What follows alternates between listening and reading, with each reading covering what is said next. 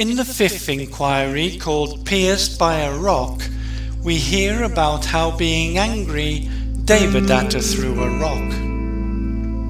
In the past, it seems, the Buddha-to-be was the youngest brother of the children of one father. When the father passed away, making a commotion on account of the servants, the brothers became opposed to each other.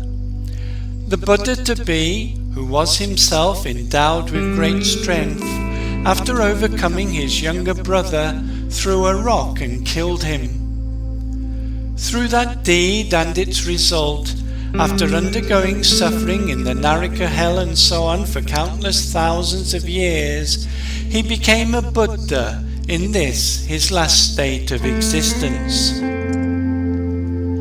Formerly, Devadatta, Prince Rahula's uncle, was a merchant together with the Buddha-to-be in the time of the Seri merchant story.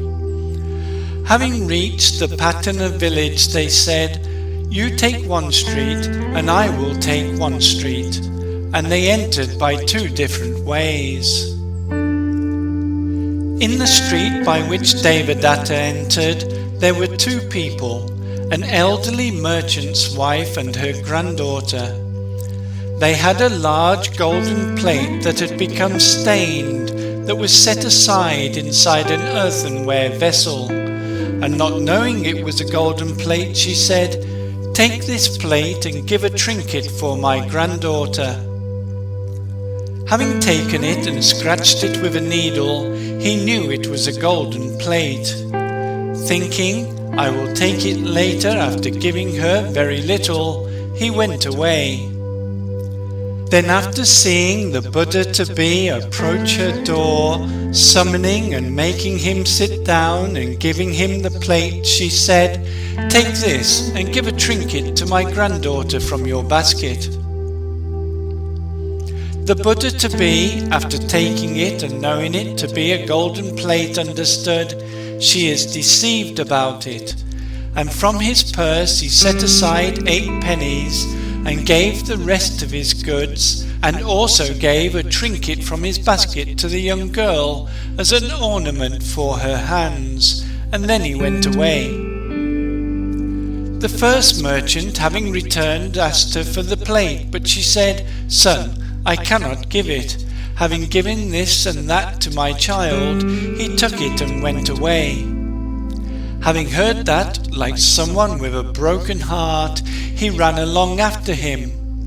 The Buddha-to-be had already got onto a boat, saying, "Stop, don't go, don't go." He made a wish, "May I be able to destroy him in whatever state he re-arises." Because of that wish, they harassed one another in countless hundreds of thousands of lives. Arising in the Sakya family in this existence, the Gracious One by and by attained omniscience. While living near Rajagaha, Devadatta went forth in the presence of the Gracious One, together with Anuruddha and so forth, and attained the absorptions. Being famous, he begged the Gracious One for a boon, saying, "Venerable Sir, let the whole of the community of monks undertake the 13 austerities. Let the whole of my community of monks bear them." But the Gracious One didn't give permission. Devadatta was overcome with hatred and lost the absorptions. Desiring to murder the Gracious one day while the Gracious One was standing at the foot of Mount Vibhara, he threw a rock at him while standing at the top of the mountain. Through the power of the Gracious One, another mountain caught it as it fell, but a splinter broke off and struck him, giving a blow to the Gracious One's toes.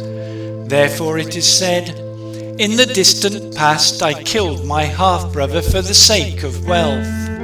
I threw him in an inaccessible mountain and crushed him with a rock."